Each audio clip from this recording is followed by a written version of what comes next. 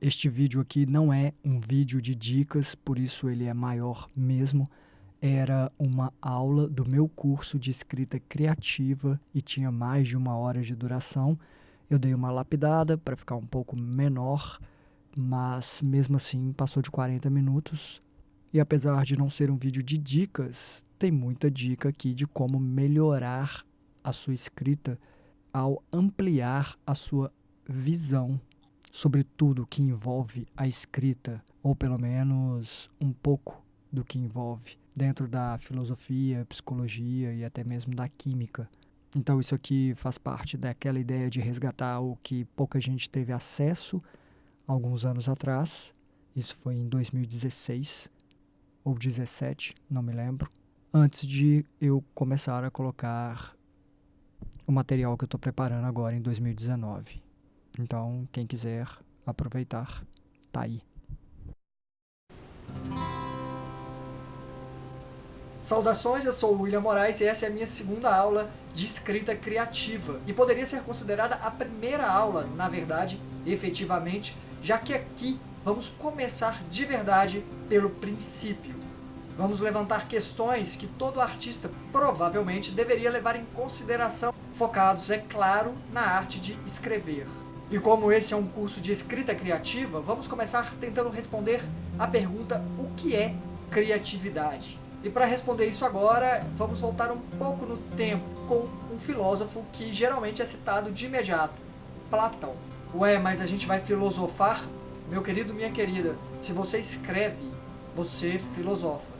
Quando você pergunta o que é criatividade, Platão já entra com a voadora na sua boca, dizendo que artistas são a escória do mundo. Porque ninguém cria nada, para começo de conversa.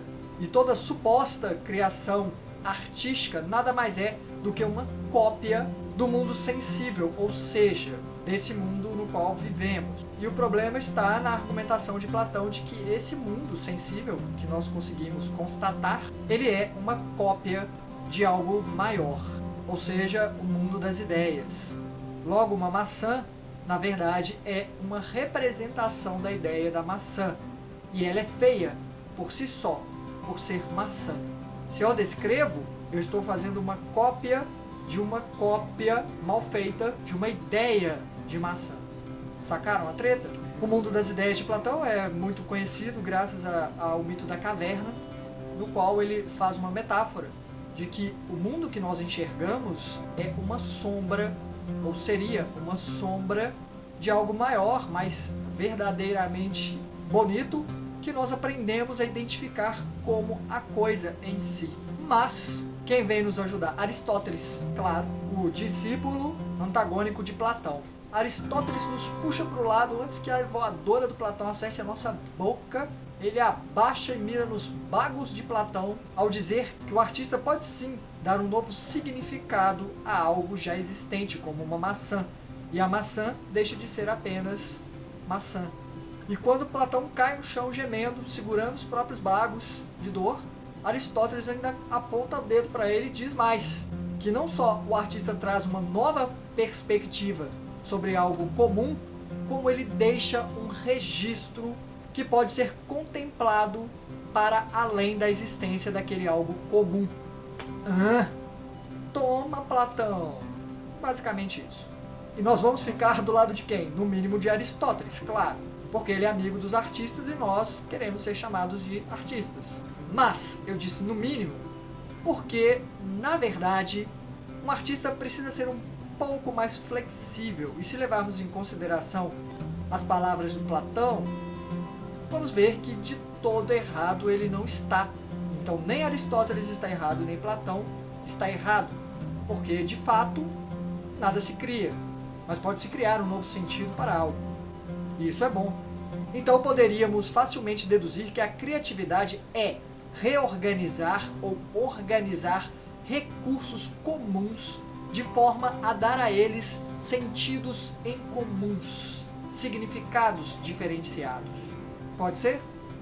Eu usei aqui a palavra recurso. E qual é o recurso principal dos escritores? As ideias. Claro. E como acessar as ideias? Através da mente. Ok. E qual é a plataforma na qual a mente opera? O cérebro. Vamos começar por aí, a parte física, que é o nosso processador. Porque sim, obviamente ele vai afetar o nosso trabalho. É o equipamento que a gente tem e ele funcionando bem, nós vamos render mais. Ele não funcionando, teremos aí um desafio maior. Então, ter cuidados com o cérebro é algo importante, sim. Antigamente acreditava-se que nascíamos com uma quantidade determinada de neurônios e íamos perdendo ao decorrer da vida. Hoje em dia já sabe-se que podemos criar novos neurônios, produzir novos neurônios, estimular a criação de novos neurônios. E acreditem, neurônios são bons. Precisamos de sinapses e essas coisas todas. Vamos falar mais sobre o cérebro mais pra frente. Vamos voltar só um pouquinho na mente. A mente é algo extremamente precioso. E vamos seguir algumas linhas já traçadas da filosofia e da psicologia, principalmente aqui nessa questão, e levar em consideração de que a mente é dividida em consciente e inconsciente. Mas isso é uma definição só para organizar as nossas ideias acerca da mente. Porque, teoricamente, temos uma mente só. A questão é que o que você percebe com a sua mente, que é chamada de mente consciente, é a menor parte ou a parte menos interessante do que passa pela sua cabeça. Essa é uma afirmação do Nietzsche, que é um filósofo que aprofundou nessa questão e foi importante demais para a psicologia, a psicanálise, principalmente por causa de Freud. Mas antes de irmos para Freud, vamos dar aqui um destaque para Nietzsche. Então ele afirmava que a mente é muito ampla e que nós não temos a capacidade ou não desenvolvemos a capacidade de ter consciência de tudo o que passa pela nossa mente a todo momento. Então nós temos um foco e podemos observar através dele algumas partes. Então a nossa mente consciente, ela é realmente bem pequena em relação a todo o resto que fica de fora. É uma forma de administrar recursos, um artifício que a mente como um todo usa para poupar energia, trabalhando em off e deixando ali em on só o que você está tendo acesso. É um computador realmente. E Freud achou isso foda. Por mais que ele negue, ele achou isso fantástico. Achou tão fantástico que desenvolveu todo um estudo em cima do inconsciente, que para ele usava toda uma simbologia para se organizar e poderia, através disso, se comunicar com o consciente. E ele constatou que os registros arcaicos oníricos não eram individuais e sim coletivos. Ou seja, a mente tinha um padrão de reconhecimento e significados comuns.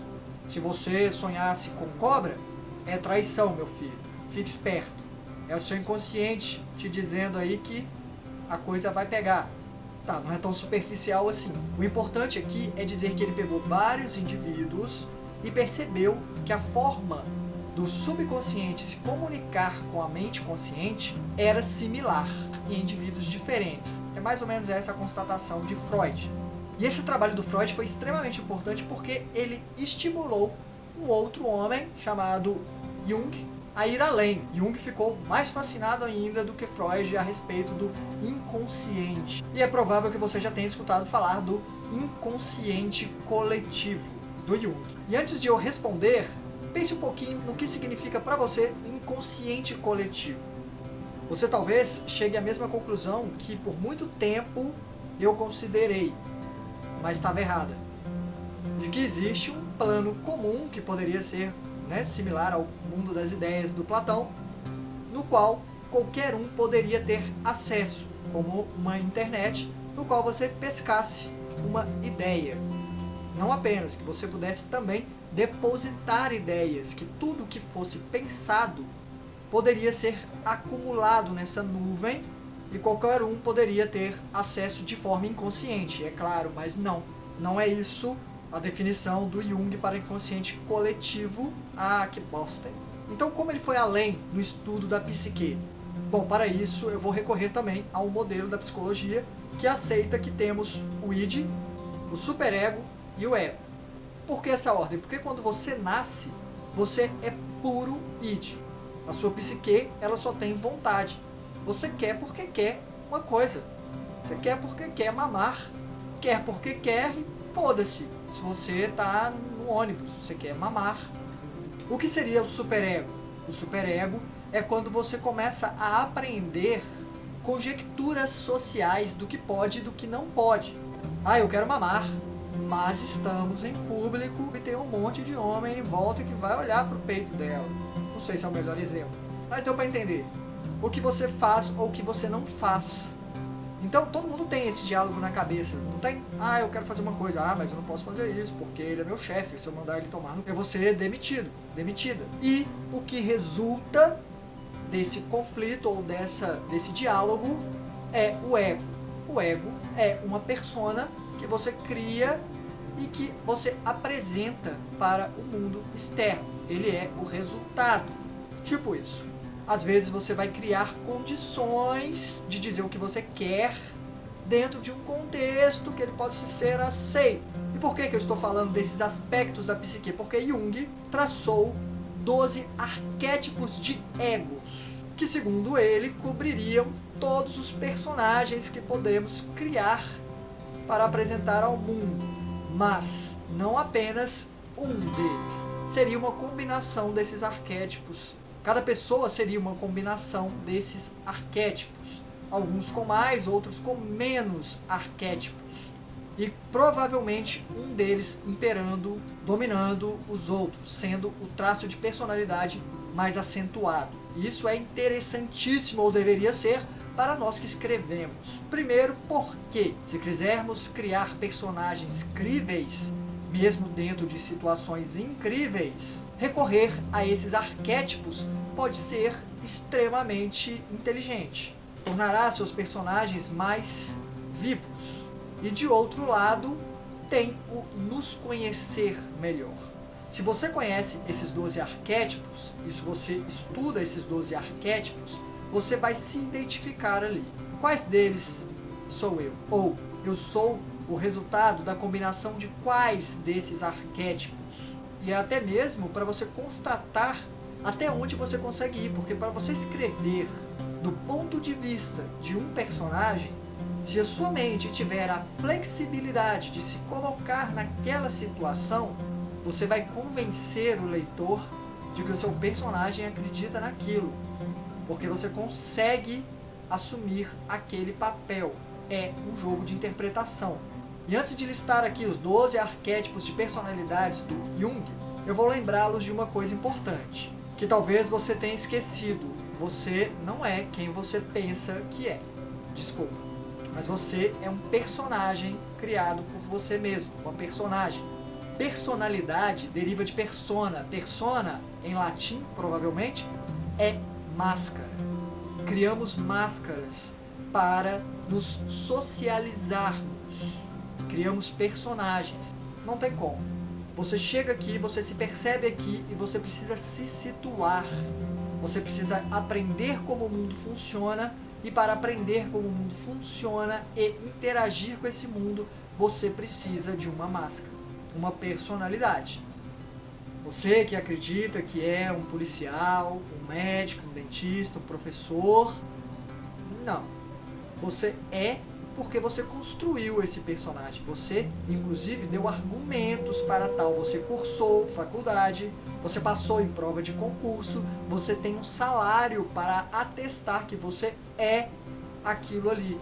Quando, na verdade, bem, não é bem verdade. Vale a pena pensar um pouquinho nisso, porque um bom escritor é quem consegue transitar entre várias personalidades com facilidade, ou melhor, isso fará com que a sua escrita seja melhor, no sentido de personagens, que para mim é uma parte muito importante em se escrever, e pode se enquadrar aí dentro de um dos aspectos criativos mais importantes dentro de um processo de escrita.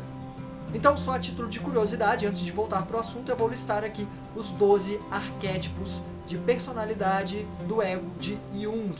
Se você quiser pesquisar depois, vai na internet e pesquisa que você vai ver mais a respeito. O primeiro deles é o puro, o inocente. É quem só quer fazer o bem. É o quem tolera tudo. É quem é bom Aquele tipo de gente que talvez mostre que a maior força é não mostrar a força que você tem. Loucura, né? Essa é uma definição mais minha, mas é por aí. O segundo arquétipo é o comum. Como assim o comum? É alguém que não tem nada de especial? Não. É alguém que acredita que todos são iguais. Todos têm os mesmos direitos, mesmos deveres e faz longos discursos a respeito. O terceiro é o herói, que quer provar o seu valor para todos e demonstrar seus talentos. Ele é meio exibicionista. É quem busca glória e reconhecimento dela, né? O quarto é o cuidador ou o protetor, que é quem se coloca em segundo plano.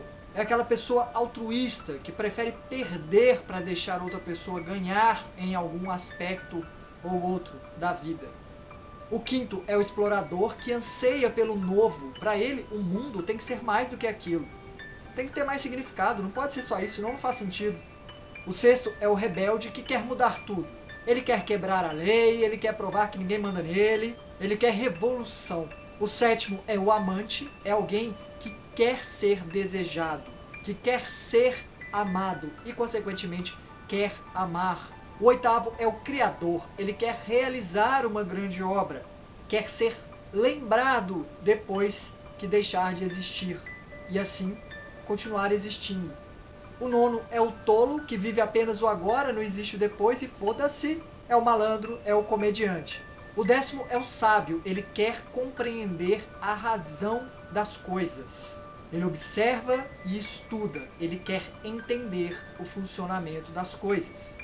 Ele é um observador e um estudante para compreender. O 11 é o mágico, ele quer compreender como funciona para mudar, para alterar, como um alquimista, ter domínio sobre a natureza. E o 12º é o governador, que é quem quer ter controle sobre tudo. Não é só sobre uma civilização, é sobre pessoas. Ele quer que as coisas sejam como ele quer que sejam, ou como ele acredita que deve ser. Conhecem alguém assim? Você consegue se encaixar em algum deles? Ou em mais de um deles?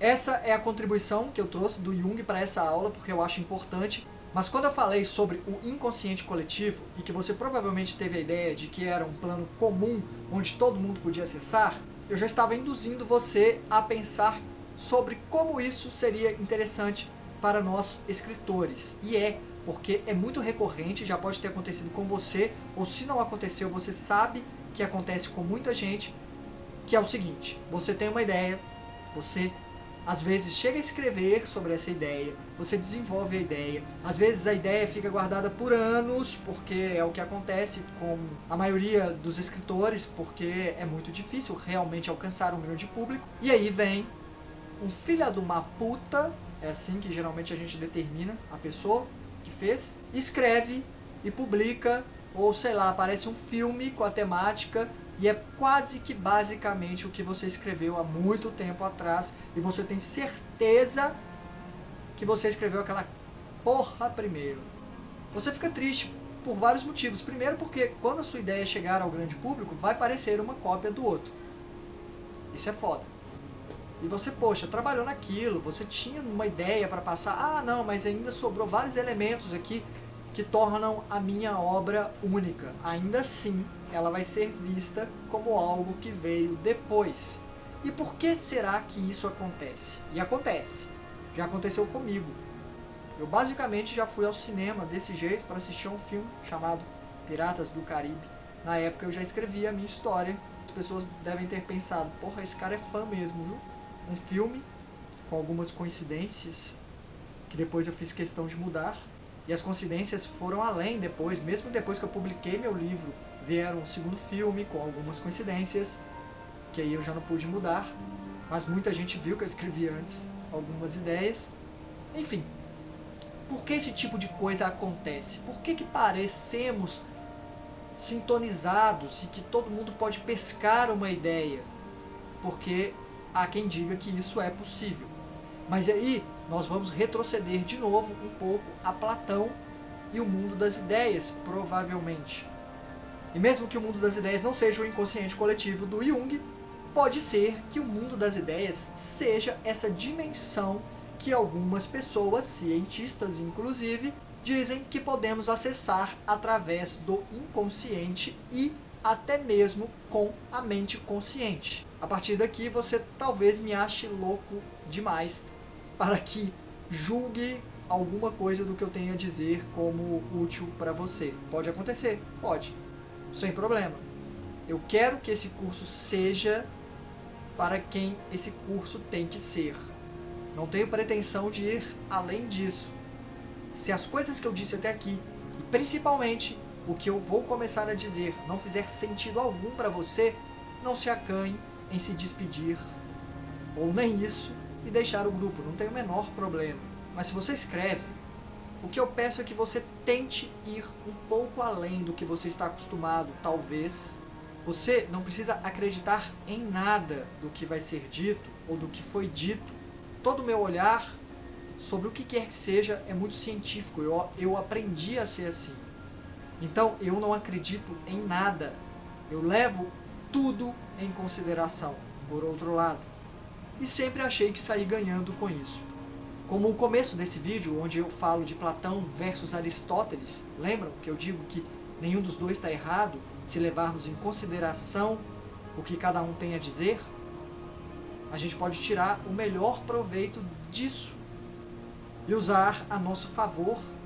Então vamos lá, vamos considerar que a nossa mente, que nós não dominamos, que é ampla e que seria por si só um mundo a explorar, fosse apenas um mundo num universo infinito que estivesse ao nosso alcance através dessa nossa mente. Que ela fosse a porta para essa outra dimensão. E há quem diga que isso seria uma capacidade inerente do ser humano. Afinal de contas, o nosso próprio cérebro, aí voltamos ao físico, lembra? Ele teria condições para acessar essa dimensão maior, mais perfeita, que faria esse mundo aqui parecer uma mera sombra. E como o nosso cérebro poderia nos ajudar nisso? Aqui nós vamos entrar um pouquinho numa aula de química, porque o nosso cérebro produz uma substância chamada dimetiltriptamina, conhecida popularmente como DMT, para facilitar, né? E essa DMT é responsável pelo quê? Por muitos anos, os cientistas não souberam responder até descobrirem que a dimetiltriptamina seria responsável pela expansão sensorial e, consequentemente, a percepção extrasensorial. Para quem não sabe, nós enxergamos numa frequência muito pequena, uma faixa estreita entre o ultravioleta e o infravermelho, que no espectro da luz é uma coisa ridícula, e também ouvimos pouquíssimas frequências sonoras. E todos os outros sentidos são embotados tanto quanto. Mas quando a DMT entra em ação, há uma expansão sensorial que pode ser observada quando há grandes descargas de adrenalina e endorfina, e é como se fosse um mecanismo de defesa do corpo. Essa expansão sensorial te situaria no campo para a sobrevivência no caso de algum ataque ou o que quer que seja. Eis que um cientista, agora eu não me lembro o nome dele, porque eu estudei isso faz anos, estudou um outro cara chamado Mackenzie, como é que era? McKenna, Terence McKenna. Terence McKenna foi um grande divulgador de um treco chamado ayahuasca. E sim, a ayahuasca é algo que começou aqui no Brasil. A ayahuasca, ela possui uma grande quantidade de DMT, dimetiltriptamina. Então, peraí, você está falando em alucinógenos? Tipo isso. Porque, inclusive, esse cientista que começou a fazer esses estudos, ele começou com o LSD. Ele usou o LSD por muito tempo com algumas pessoas, e dali ele tirou vários relatos de pessoas que foram a dimensões e conversaram com criaturas inteligentes. É claro que não tem só experiências positivas, não tem só forças positivas nessas dimensões, há muitas experiências assustadoras, sim. Mas depois ele começou a usar a ayahuasca. A ayahuasca seria uma forma mais natural de fazê-lo, porém o corpo tem o seu mecanismo de defesa, que é acionar toda essa descarga de enzimas e coisa do tipo, Mas ela desliga também, ela tem a monoamina, que é uma supressora da DMT. Então, nosso corpo produz a DMT, dimetiltriptamina, e produz também essa enzima inibidora, a monoamina. E por que ele faz isso? Bom, há quem diga que nosso corpo não pode ficar nesse estado constante, o cérebro não suportaria, é tipo um especial para momentos específicos, mas o fato é de que descobriram uma forma de utilizar a dimetiltriptamina sem ser a produzida pelo nosso corpo. A ayahuasca tem uma grande dose de dimetiltriptamina. Mas e a monoamina que o nosso corpo produz?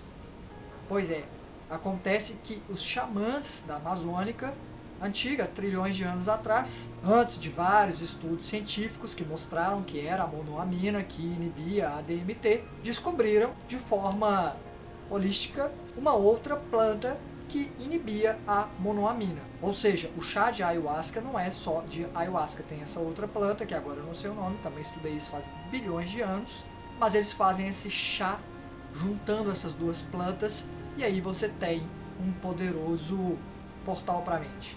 Se eu já provei, para ser sincero, não, mas há bastante relato, inclusive nessa pesquisa científica, sobre o uso da ayahuasca.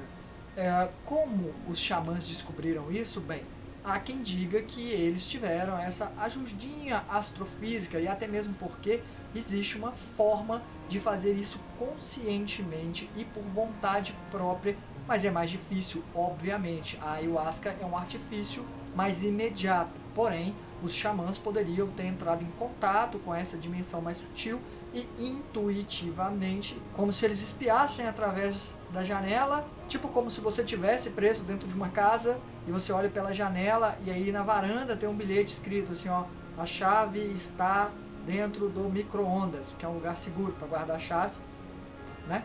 E aí você pega a chave, usa, abre a porta e sai. E por que eu estou falando disso tudo? Porque a DMT, ela pode ser encontrada em qualquer organismo nesse planeta, assim diz a pesquisa, ou pelo menos cada organismo possui pelo menos 2 chaves enzimáticas para a catalisação da DMT. E o curioso é que a partir dessa dimetiltriptamina, eles assumem que os organismos poderiam ter uma conexão.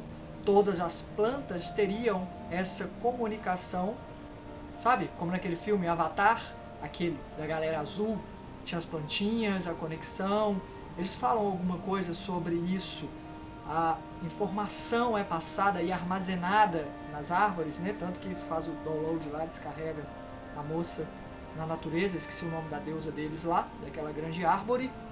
Mas ele sussurra para a árvore, né? Manda a galera, os bichos, tudo desse planeta ajudar a gente, porque o exército vem aí. A coisa vai ficar feia e se vocês não lutarem ao meu lado, o mundo vai acabar. É claro que estou falando de um filme, mas na vida real já conseguem constatar essa comunicação no reino vegetal e a responsável seria a dimetiltriptamina.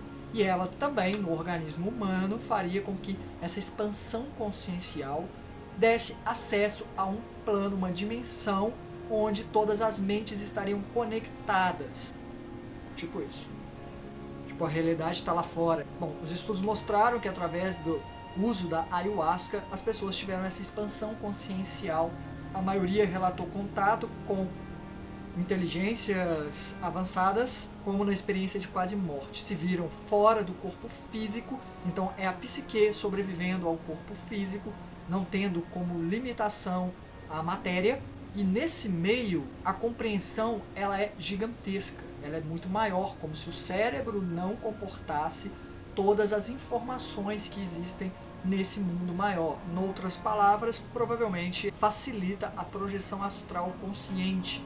E o que é projeção astral? Agora a gente entra no campo da parapsicologia, que também é uma ciência, e essa eu estudei afinco, na teoria e na prática, inclusive, e por isso eu estou fazendo esse vídeo e falando de tudo isso, porque obviamente eu tenho a minha leitura disso e a minha consideração a respeito disso tudo, e posso falar de experiências que eu tive, sem o uso de ayahuasca, droga ou qualquer outra coisa, porque eu sou meio teimoso nesse aspecto e acredito muito em mérito próprio, até porque eu acho que dessa forma você só vai até onde você consegue ir.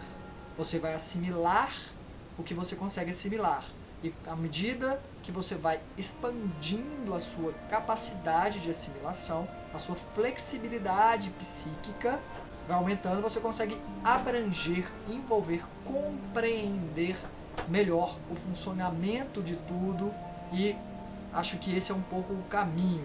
E na parapsicologia a gente estuda as dimensões mais sutis. Então nós não temos apenas o corpo físico, nós temos um corpo que pode ser dito espiritual, mas é chamado de psicossoma, que sobrevive além da morte do corpo físico, e não somente, ele também se descoincide com o corpo físico, é uma necessidade natural, fisiológica, e acontece todas as noites, mas algumas pessoas conseguem controlar a lucidez da consciência no decorrer dessas experiências, e desconectado do corpo físico você vagueia por aí. E existe uma diferença muito grande entre sonho e projeção astral. O sonho se passa intracraniano, acessando aqueles resquícios arcaicos oníricos, né, do inconsciente do Freud. Isso tudo é seu cérebro processando informação. Porém, no estado de vibração cerebral tão baixa que se tornam praticamente reais, como se fossem reais. A projeção astral ela acontece do lado de fora. É muito importante saber reconhecer o que é sonho e o que não é. Existem várias dimensões. A dimensão mental só pode ser acessada com mental soma, que é um corpo dentro desse corpo. É como se tivéssemos aquelas bonecas russas, né, que você vai tirando. Nós temos o corpo físico, o corpo espiritual e o corpo mental, para ficar só nesses três, mas na parapsicologia a gente estuda pelo menos 7 de muitos que existem. É um treco profundo e, enfim, não vem ao caso. Vamos ficar aqui apenas no básico. Corpo físico, corpo espiritual, corpo mental. Nesse corpo mental, que é uma projeção muito mais difícil de se fazer, onde você perde totalmente a forma, você tem uma expansão tão grande que tudo se torna tudo, e é nesse nível, nessa dimensão, onde as ideias transitam. E tecnicamente, todos nós temos um corpo mental. Isso é uma questão evolutiva. Os animais, por exemplo, têm corpo espiritual, eles são capazes de fazerem projeções astrais inconscientes, claro, mas eles têm, por assim dizer, espírito. Mas eles não têm mentação. Mas é claro que eles começam como animal, eles criam uma fagulha. Quando criam uma fagulha de luz, de consciência, eles já vão subir de nível, já vão nascer como seres humanos e, é claro, vão começar como seres humanos mais brutos. Mas com cada vivência eles vão acumulando experiência até que ele se torne estruturado o suficiente para não precisar mais nascer nessa dimensão física que é, por assim dizer, a mais baixa na escala das dimensões. É por isso que Platão dizia que ele estaria livre quando ele ficasse livre do corpo físico, que era uma limitação brutal, grotesca, que o mundo mental, o mundo das ideias, era onde ele realmente estaria em sua plena capacidade. E é bastante interessante considerar essa possibilidade. Já tive minhas experiências nesse aspecto, mas a maioria, grande maioria, a maioria esmagadora, foi de projeções astrais com o corpo espiritual. E já é uma coisa absurda de magnífica.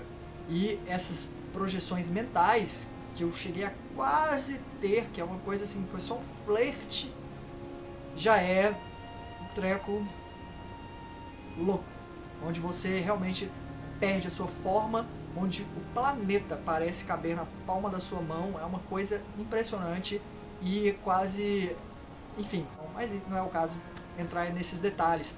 O que vale dizer aqui é que parece haver o tal mundo das ideias de Platão, e parece haver a possibilidade de acessar esse mundo, sim, porque as mentes estão ligadas. Meu corpo mental, meu corpo espiritual, meu corpo físico, a minha mente, ela consegue atravessar todos esses. A parte de mim é como se fosse um triângulo invertido, sabe? A consciência aqui, ela é obtusa, ela é realmente pequena, mas ela vai se expandindo, e o nível de compreensão para cada nível é maior, é diferente. Mas a razão de eu estar falando disso tudo é porque nesse mundo de ideias, sim, é como se fosse uma internet, e tudo o que é pensado é depositado nessa consciência maior. Claro que existe muito mais por trás. É como se fosse uma gota pingando ali, sabe?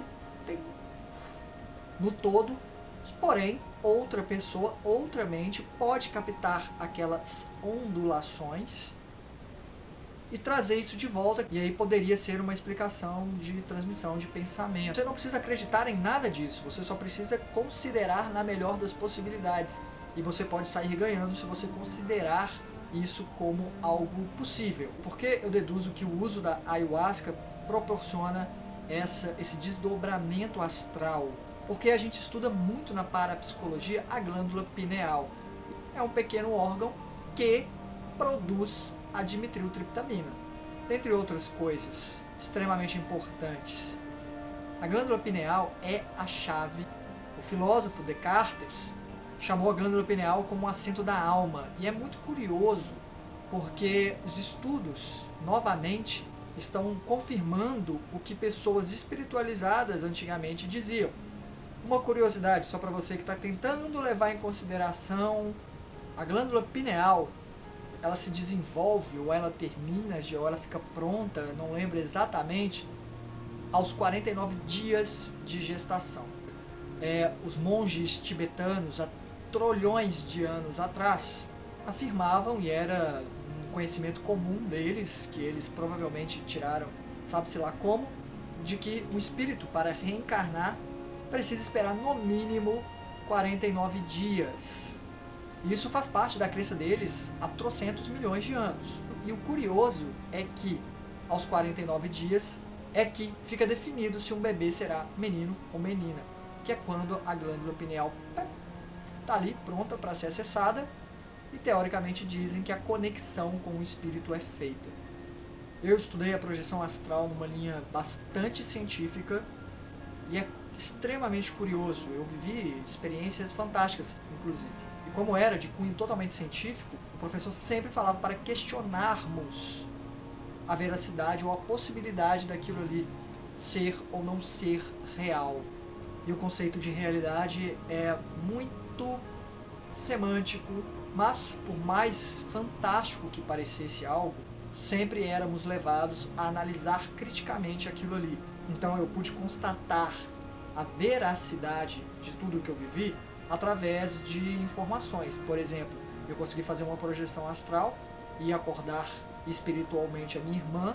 Nós conversamos, nós vivemos uma aventura, porque foi uma aventura. Eu não levei ela para um lugar, a gente conversou com um monte de gente, a gente se dividiu, nos encontramos novamente, e eu fiz com que ela acordasse para que ela tivesse essa lembrança, e no dia seguinte a gente conversou sobre isso, e eu completava frases que ela tinha dito, e ela, vice-versa, me contou o que ela fez depois e tudo mais. Então a gente pôde constatar que, isso aconteceu de fato. Mesmo assim, pode ser que nossas mentes tivessem essa conexão, e ainda assim fosse uma transmissão intracraniana, ou seja, poderia ser um sonho compartilhado. A coisa é mais complicada do que parece. Existem outros elementos para serem levados em consideração para que a projeção astral seja realmente constatada.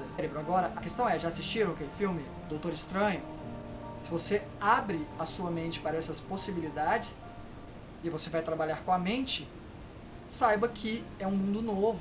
Você pode se sentir perdido, acuado e com medo. Você já aprendeu o que é seguro, o que é aqui. Até aqui eu estou vendo, está tudo na luz. Mas o que não está é um mundão vasto de incertezas e sei lá mais o que você pode pensar. E é por aí mesmo, para mais. Mas peraí, isso aqui não era um curso de escrita criativa? Você está dando aula de filosofia, de psicologia, de química, parapsicologia? Que porra é essa? O que eu quero fazer é te ajudar a melhorar o seu desempenho na hora de escrever. Como um artista marcial, você precisa fazer abdominais, alongamentos, e aí você pega os golpes e vai conseguir executá-los de forma melhor. Claro que a gente pode trabalhar alguns golpes, mas a maior parte do seu repertório vai ser montada por você mesmo. Você vai pegar ideias e correlacioná-las. Com esse chute aqui, eu emendo o outro que vai para lá. E não importa, depois desses levantamentos todos que eu fiz, de jogar tudo pro alto, esparramar ideias, de fazer você pensar sobre pensar. Se você não quer isso na sua literatura, não importa, você pode escrever simplesmente como você escrevia antes. Aliás, você pode desconsiderar tudo isso aqui, você não precisa saber como um carro funciona, pelo menos não na parte mecânica absurda, para pilotar um carro. Você precisa saber a direção, embreagem, freio, acho que tem isso, não tem? Freio, embreagem, marcha e embreagem, né? Eu não sei nada de carro, como deu pra perceber, não sei não. E pode parecer muita loucura tudo isso que eu disse, mas você pode apenas levar em consideração a possibilidade disso tudo te ajudar a escrever melhor. Então é um convite. Vamos abandonar as terras firmes algumas vezes, vamos navegar para longe, às vezes vamos perder a terra firme de vista, as ondas bravias do mar podem nos jogar para cima, para baixo, acontece, tempestades são encontradas, mas partimos em busca de tesouros. E vale lembrar que mesmo que nós façamos essas aventuras, essas viagens, nos lançando nesse mar de incertezas e possibilidades, fazemos isso em busca de um tesouro para viver uma vida melhor, para favorecer a sua vida aqui em terra. Isso é importante não perder de vista, que nós temos um mundo de terra firme, onde nós temos relações, e isso é muito importante. E a verdade é que nós nascemos por um propósito. Nós nascemos com um propósito. Nós temos uma missão, e desculpem a barulhada, porque é fim de semana, tem um monte de gente falando lá fora, mas eu tenho que gravar isso agora. Então eu vou terminar desse jeito mesmo, tentando falar o máximo possível para tampar a galera conversando lá atrás. Mas o que eu quero dizer é, você nasceu com um propósito. A vivência que você tem aqui, seja ela qual for, e pode parecer o mais medíocre do mundo, ela é magnífica, ela é uma experiência válida, ela é uma vida que você está vivendo, a vida de um personagem, mesmo que você acorde de manhã para ir para um emprego fudido e volte massacrado para dentro de casa, para capotar, para fazer isso no dia seguinte. Isso é uma história que está sendo contada através de você, e que de um outro plano, em um outro tempo, vai ser interessantíssimo até mesmo para você. Eu espero que sim, porque afinal de contas não tem como a gente viver só momentos magníficos, principalmente nós, se queremos ser escritores, nós vamos ter que trabalhar muito para trazer nosso livro à luz. A gente precisa fazer muita coisa, que não é que a gente queira fazer, a gente precisa fazer. A gente precisa fazer muita coisa para fazer o que a gente quer fazer. Então não esmoreça e abra sua mente, e vamos encontrar tesouros juntos para que possamos levar mais sentido para esse mundo que às vezes parece não ter. Isso tudo é sempre bem-vindo.